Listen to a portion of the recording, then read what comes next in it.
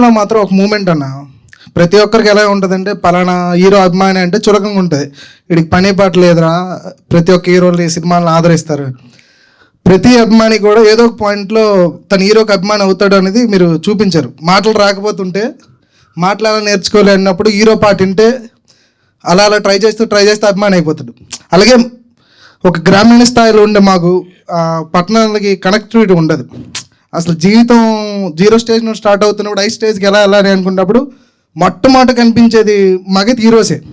అలా ప్రతి హీరోకి ఏదో ఒక పాయింట్లో కనెక్ట్ అవుతామని చూపించారు అన్న సినిమా. చాలా సూపర్. అసలు ప్రతి హీరో అభిమాని గర్వపడేలాగా, మీ అభిమానిగా మేము ఇంకా గర్వపడేలాగా మాకు మంచి సినిమా తీసిచ్చారన్న.